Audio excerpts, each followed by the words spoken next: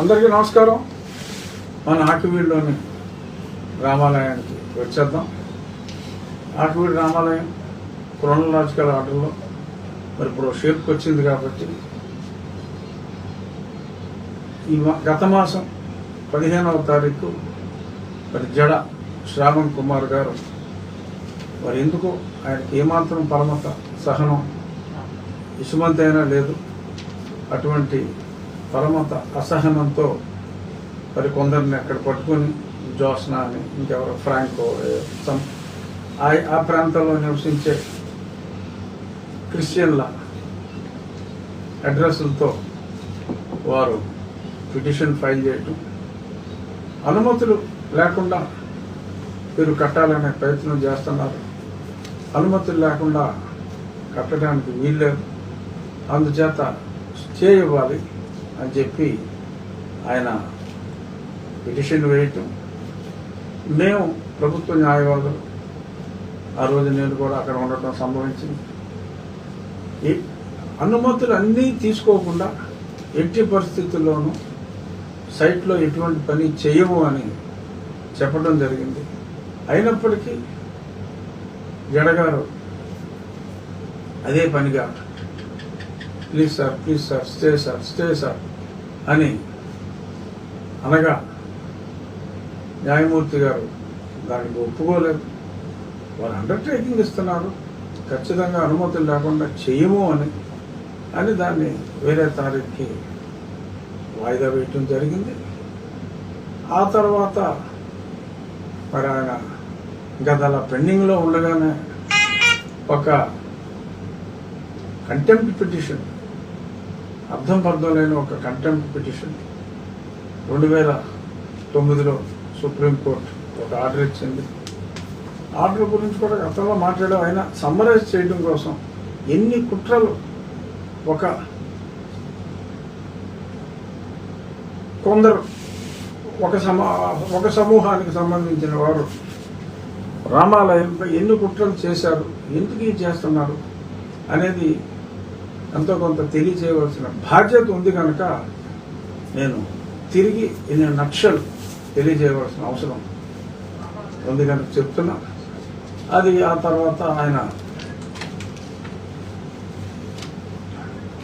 మనం అన్ని అనుమతులకి అప్లై చేసి ఆకివీడు మున్సిపాలిటీలో ముందు ఒక తీర్మానం వారిని అడిగి విషయం చెప్పి ఒకే ఒకరు, ఆ ఒక్కరు కూడా ఎవరంటే ఈ పిటిషన్ వేసిన జోస్నా అనే యువతి, క్రిస్టియన్.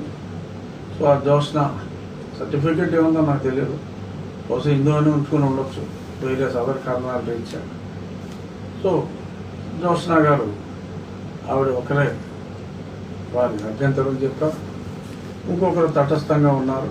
అది మన గతంలో మాట్లాడుకున్నాం. ఆ తర్వాత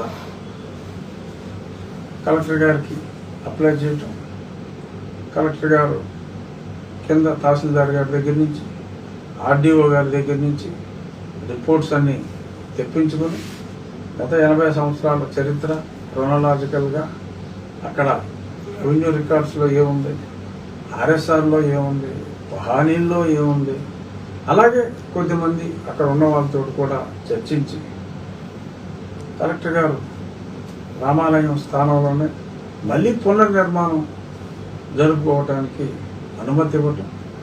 ఆ అనుమతి ఇచ్చిన పిదప మళ్ళీ మున్సిపాలిటీ వారికి డీటెయిల్డ్గా ప్లాన్, ఫస్ట్ టైం డీటెయిల్డ్గా ప్లాన్లు మున్సిపాలిటీ వాళ్ళకి కానీ గ్రామ పంచాయతీకి కానీ ఒక క్రమ పద్ధతి ప్రకారం ప్లాన్ ఇచ్చి అప్రూవల్ తీసుకున్న గుడి ఇదే అని చెప్పి నేను ఖచ్చితంగా చెప్పగలను. అటువంటి అనుమతులన్నీ తీసుకున్న తర్వాత మరి అక్కడ ఆ భూమి చదును చేసే కార్యక్రమం, అక్కడ చెట్టు అలాగే ఉంచి భూమి చదును చేసే కార్యక్రమం చేపడితే మళ్ళీ కడుపు మండిన వీళ్ళు ఆ పిల్లు అర్జెంటుగా మూవ్ చేయాలి అని చెప్పి మరి మొన్న మూవ్ చేయటం, ఎన్నగాక మొన్న దాన్ని తిరస్కరించటం, డిస్మిస్డ్ అని అంటే మేడం ప్లీజ్ డిస్పోజ్ ఆఫ్ అని ఆయన దీనంగా అడగటం, చిరునవ్వుతో చీఫ్ జస్టిస్ గారు కూడా ఓకే డిస్పోజ్డ్ అని చెప్పి చిరు మందహాసంతో వారు కూడా దానికి అంగీకరించడం. అతను లైవ్ పెట్టాడు, ఆ లైవ్లో ఈ బతిమాలుడి సెక్షన్ అంతా కట్ చేశాడు. దానికి ముందు కూడా ఎంత అరిచి గీ పెట్టినా స్టే ఇవ్వకపోయినప్పటికీ కూడా స్టే ఇచ్చారు అని చెప్పి మరి అతను పచ్చి అబద్ధాలు చెప్పడం, తర్వాత ఈ బతిమాలుడి సన్నివేశాన్ని కట్ చేసి వీడియో రిలీజ్ చేయటం, ఇంకా అతని అభిమాన సంఘాలు, నా దురభిమాన సంఘాలు సో దాని గురించి విపరీతంగా నోటుకొచ్చినట్టల్లా వాగుతూ ఏదో సందేశాలు, శాంతి సందేశాలు అశాంతి రేకెత్తించే విధంగా మరి నిత్యం శాంతి సందేశాల్లో ఉండేవాళ్ళు ఎందుకు ఇలాంటి అశాంతి సందేశాలు ఇస్తున్నారో తెలియదు, ఇచ్చారు. ఆ తర్వాత మరి చీఫ్ జస్టిస్ గారు ఆల్రెడీ ఒక రిట్ ఉండగా ఎలా వస్తావు అన్న పాయింట్లో కొట్టువేసినందుకు మళ్ళీ ఆ రిట్ కోర్టులోకి వెళ్ళి నిన్న ఉదయం మళ్ళీ నాకు లంచ్ మోషన్ కావాలి, చీఫ్ జస్టిస్ గారు వెళ్ళమన్నారు అని చెప్పి లంచ్ మోషన్ రావటం, ఆ లంచ్ మోషన్లో మళ్ళీ పచ్చి అబద్ధాలు, ఎటువంటి అనుమతులు లేకుండా వీళ్ళు అక్కడ అన్నీ పడగొట్టేశారు. ఆ పాతవి ఓ నిమిషం రచ్చబండ అంటాడు, ఓ నిమిషం గొంతేనమంటాడు, ఇంకో నిమిషం సత్రం అంటాడు, అలా రకరకాలుగా అతనికే క్లారిటీ లేదు. ఏదో నోటుకు వచ్చినట్టు మరి వారి వాదన పటిమని అక్కడ ప్రదర్శించారు. మా తరపున సీనియర్ న్యాయవాది వైవి రవిప్రసాద్ గారు, ఆయన శ్రీరామ భక్తులు, వారు మొత్తం అనుమతులన్నీ చదివి వినిపించి అనుమతి ప్రతులన్నీ కూడా మున్సిపాలిటీ క్లియరెన్స్లు, కలెక్టర్ గారి అనుమతులు అన్నీ కూడా అక్కడ సబ్మిట్ చేశారు. ఇంకా విధి లేని పరిస్థితుల్లో ఆయన అలా అయితే ముందు అనుమతులు లేకుండా చేయడానికి వీల్లేదన్నాడు. ఆ తర్వాత అనుమతులు ఇవ్వకూడదన్నాడు. సరే పట్టించుకోవాలా, అనుమతులు ఇచ్చారు, అతన్ని ఎవరు పట్టించుకుంటాడు? అతని ఇవ్వద్దంటే మానేస్తారా? చంద్రబాబు గారిని 5 కోట్లు అడిగాడంట నా కాన్స్టిట్యున్సీకి, ఇప్పుడు ఆయనే చెప్పాడు అది ఇవ్వలేదని చెప్పి ఆయన ఓన్ స్టేట్మెంట్ ఉంది. సరే ఇప్పుడు అది ప్రస్తుతానికి అప్రస్తుతం, ఏదైనప్పటికీ మరి అది కాదంటాం. ఈ పిటిషన్లో న్యాయమూర్తి గారు చాలా స్పష్టంగా అనుమతులన్నీ చూసిన తర్వాత ఇంకా మీరు మీ ఆలయ నిర్మాణం కొనసాగించుకోవచ్చు అని చెప్పినప్పుడు, అలా అయితే నేను ఈ అనుమతి ఇవ్వటం మీద వేసుకుంటాను సార్ అంటే ఏదో వేయటం అలవాటు అయిపోయింది అతనికి. మరి వాళ్ళని ఆ దగ్గర దోచుకుంటున్నాడా మరి ఏం చేస్తున్నాడో నాకు తెలియదు. కానీ 3 కేసులు పోయిన తర్వాత మళ్ళీ 4వ కేసుకి పని నేను ఆ సర్టిఫికేట్ ఇవ్వడం తప్పని వేసుకుంటాను సార్ అని చెప్పి అడిగితే, మాకు సంబంధం లేదు, నువ్వు లాయరు, నువ్వు ఖాళీగా ఉంటే ఏదో చేసుకో అన్నట్టుగా మందహాసంతో దాన్ని వదిలేయడం జరిగింది. డిస్మిస్ అని అంటే మొన్న ఎలాగ డిస్పోజల్ అని అడిగారో అలా దీనంగా ఉన్న ఫేస్తో, ఏడుపు మొహంతో నన్ను డిస్మిస్ రాసి విత్డ్రాన్ అని చెప్పి ఇవ్వండి అని చెప్పి వాళ్ళు చెప్పడం జరిగింది. కానీ ఇవాళ కొన్ని పేపర్లో అతన్ని నిత్యం ప్రోత్సహించే ది న్యూస్ అని ఒకటి ఉంది, అక్కడ దరిద్రమోహన్ వేసుకుని వస్తాడు అక్కడ. ది న్యూస్ అది బాగా పక్కా వైసీపీ ఛానల్. సో ఆడే చాలా బాధపడుతూ ఉంటాడు ఎప్పుడు. రఘురామకృష్ణరావుకి దీనివలన కూటమికి చాలా నష్టం కలుగుతుంది, చంద్రబాబు నాయుడు గారు ఎందుకు సాధిస్తున్నారని ఏడుస్తూ ఉంటాడు దైత్యుడు ఎప్పుడు. సరే వైసీపీ ఛానల్ ఏడుస్తుందంటే దాని అర్థం ఏంటో మనం అర్థం చేసుకోవచ్చు కదా. అలాంటివి కొన్ని ఉన్నాయి. ప్రజా చైతన్యం అంట ఆడొకడు, ఇంకే ఉన్నారు 2-3 ఛానల్స్, ప్రొఫెసర్ రమేష్ అని. సో ఇలాంటి బ్యాట్స్ ఉన్నారు. సరే ఏదో they are getting paid, that's all right, అది వాళ్ళ జీవన విధానం, దాన్ని మనం ఒక రకంగా కాదంటానికి లేదనుకోండి. అయినప్పటికీ కొంచెం ఉన్నదన్నట్టు రాస్తే బాగుండేది. అలా రకరకాలుగా మరి వాళ్ళు రాసుకున్నారు. నిన్న కూడా ఓకే నువ్వు వేరే పిటిషన్ వేసుకో అని చెప్పి అక్కడికి శ్రావణ్ కుమారుడికి ఏదో అనుమతి ఇచ్చినట్టుగా కొన్ని నీలి ఛానల్స్లో రాసుకున్నారు. సరే నీవు వీఆర్ లీస్ట్ బాదర్. మనం ఎల్లుండి ఉదయం చక్కగా శంకుస్థాపన కార్యక్రమం చేసుకోబోతున్నాం. సోమవారం నాడు ఏమన్నా వేసుకుంటాడు. దానివలన ఏం ఫరక్ పడదు. మనకు వచ్చిన నష్టం ఏమాత్రం లేదు.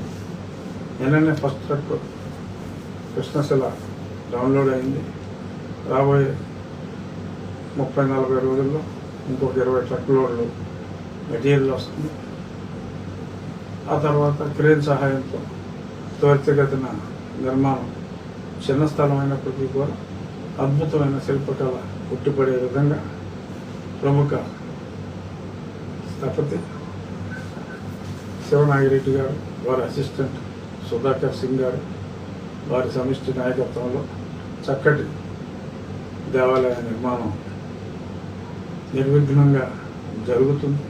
గతంలో కూడా చెప్పా, మరి విశ్వామిత్రుల వారు తపస్సు చేస్తూ ఉంటే మరి కొంతమంది రాక్షసులు ఆ తపోభంగం చేయడానికి పూనుకున్నప్పుడు ఎలా అయితే మరి శ్రీరాముడు అప్పుడు డైరెక్ట్గా వచ్చి ఆ తపోభంగం నుంచి ఆ యాగం జరిగేలాగా చేశారు. మరి ఈ కలియుగంలో శ్రీరాముడు ప్రత్యక్షంగా రాలేనప్పటికీ మంచి న్యాయవాదుల రూపంలో శ్రావణ కుమారుల్ని కోర్టుల్లో ఎదుర్కొని మనకి అలాంటి ఏంటది శంకుస్థాపన అది దానికి ఎటువంటి ఇబ్బంది లేకుండా మరి మన న్యాయవాదులు కాపాడారు. న్యాయమూర్తులు సరైన న్యాయం చేశారు.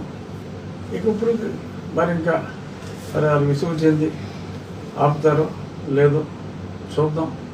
రాజమండ్రి కుమారుడు ఏదో మాట్లాడాడు, వారికి జ్ఞానం బహు తక్కువ. సో అంచేత వారి అజ్ఞానంతో ఏదేదో మాట్లాడారు.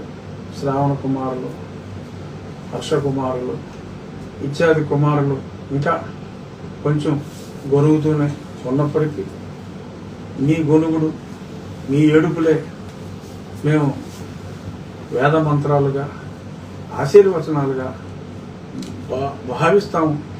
ఓ నీలి కుమారులారా, మీ ఏడుపులు, మీ పెడబొబ్బలు మేము ఆశీర్వాదములుగా భావించేదమని మీకు సవినయంగా తెలియచేస్తూ మరి ఇంతటితో మీరు విశ్రమిస్తే సంతోషం, విశ్రమించకపోయినా ఓకే నో ప్రాబ్లం అని తెలియజేస్తూ భక్తులందరికీ అంటే నేను ప్రత్యేకంగా ఇన్విటేషన్ లాగా వేసి ఒక్కొక్కరికి సమయం తక్కువ కాబట్టి పిలవలేకపోతున్నాను. అనువుగా ఉన్నవాళ్ళు, వీలు చేసుకుని రాగలిగిన వాళ్ళు ఎల్లుండు మే 3 ఉదయం 7:14 ముహూర్తం. దగ్గరలో ఉన్నవాళ్ళు, వీలైన వాళ్ళు, వీలు చేసుకుని రాగలిగిన వాళ్ళు వచ్చి ఈ చక్కటి కార్యక్రమాల్లో పాల్గొవాలి. అలాగే మరొక్కసారి ఎన్నో వేల మంది వారి వంతు సహాయంతోనే, ఇది ఏ ఒక్కడి డబ్బుతో కట్టే దేవాలయం కాదు. ప్రజలందరూ రాష్ట్ర వ్యాప్తంగా, దేశవ్యాప్తంగా, ప్రపంచవ్యాప్తంగా ఉన్న తెలుగువారు వారి వారి స్థాయి కన్నా తక్కువగానే, ఎందుకంటే ఎన్నో లక్షలు ఇచ్చేవారు ఉన్నారు. అయినా 10,000 మనం లిమిట్గా పెట్టుకుని మనం ఈ రామాలయం అనే ఈ యజ్ఞాన్ని తలపెట్టాం. ఒక చక్కటి షేప్కి వచ్చింది. ఈ క్లియరెన్స్లన్నీ ఇచ్చిన కలెక్టరేట్, ఇతర మున్సిపల్, ఇతర డిపార్ట్మెంట్ వారందరికీ కూడా గతంలో కూడా మనం ధన్యవాదాలు తెలియజేసాం. మళ్ళీ మరొకసారి ధన్యవాదాలు తెలియజేస్తున్నా. ఇంకా ఈ సందర్భంగా ఏమైనా ప్రశ్నలు ఉంటే, కోటి మంది ఉన్నాం మేము, మీరు మమ్మల్ని ఎలా ఫేస్ చేస్తారని వాళ్ళు గట్టిగా డిమాండ్ చేస్తున్నారండి. మా కోటి ఓట్లు ఉన్నాయి, రాష్ట్రంలో మేము ఏ పార్టీని శాసించగలం అని వాళ్ళు ఒక అంశాన్ని లేవనెత్తుతున్నారు. దీని మీద ఆల్రెడీ వైరల్ అవుతుందండి సోషల్ మీడియాలో ప్రస్తుతం సార్. ఎవరు అది లేవనెత్తేది? మీరు ఎవరైతే చెప్తున్నారో ఆ కుమారులండి. దళిత క్రైస్తవుల, దళిత క్రైస్తవులు అనే పదం నిషేధం అయినప్పటికీ దళిత క్రైస్తవులే అవుతారు కదా సార్. క్రైస్తవులు కన్వర్ట్ అయిన వాళ్ళు అవ్వచ్చు, లేకపోతే ఎస్సీగా ఉండి. దళితులతో ఎటువంటి ఇబ్బంది లేదు, క్రైస్తవులతో ఎటువంటి ఇబ్బంది లేదు. ఎందుకంటే వేరే కులాల వారు క్రైస్తవులుగా మారిన వారు కూడా ఉన్నారు, వారితో ఎటువంటి ఇబ్బంది లేదు. దళితులతో హిందూ దళితులు ఉన్నారు, వారి హక్కుల కోసమే ఇప్పుడు మేమైనా పోరాడేది, వారితో ఎటువంటి ఇబ్బంది లేదు. ఇక రాజ్యాంగంలో లేని పదం, రాజ్యాంగంలో నిషేధిత పదం అంటే చెప్పుకోవచ్చు, బట్ ఎటువంటి దళిత హక్కులు ఉండవు అని చెప్పి రాజ్యాంగంలో స్పష్టంగా చెప్పింది దళిత క్రైస్తవులు. సో ఆ దళిత క్రైస్తవులు ఉండొచ్చు. నేనే చెప్తున్నాను కదా, ఒక 18% వరకు రికార్డులో 1.8% ఉన్నప్పటికీ 10 రెట్లు ఎక్కువగా దళిత క్రైస్తవులు అయితే 18% ఉంటారు. క్రైస్తవులు 24 ఉండొచ్చు, బట్ దళిత క్రైస్తవులు 18% ఉండొచ్చు. అనగా ఆ 18 మంది ఛాలెంజ్ అని తర్వాత అప్పుడెప్పుడు దొంగన సినిమా వచ్చింది, చిక్కల మీద లెక్క అంటాడు మోహన్ బాబు గారు. దానికి ముందు ఇంకో సినిమా వచ్చింది భలే దొంగల, ఊరు మందే తోసేయి, గుర్తుందా మోహన్ బాబు? ఊరు మందే తోసేయి. అలాంటి డైలాగులు మీరు చెప్తే మనం నవ్వి ఊరుకోవటమే. ఎందుకంటే మరి వారు చెప్పిన కోటి సంఖ్య ఏదో 25-30% పెంచి చెప్పుకున్నారు.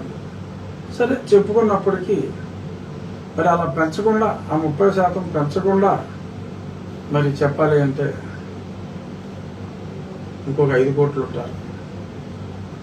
అది 20% అనుకుంటే 20% కోటి అనుకుంటే మిగిలిన 80% ఉంటారు కదా, మరి 4 కోట్లు చిల్లర. సో అంటే వాళ్ళ ఒక్కళ్ళ వల్ల ఏమవుతుంది అంటారు మీరు? వాళ్ళు ఎలా అంటే మేము ఇలా అంటాం.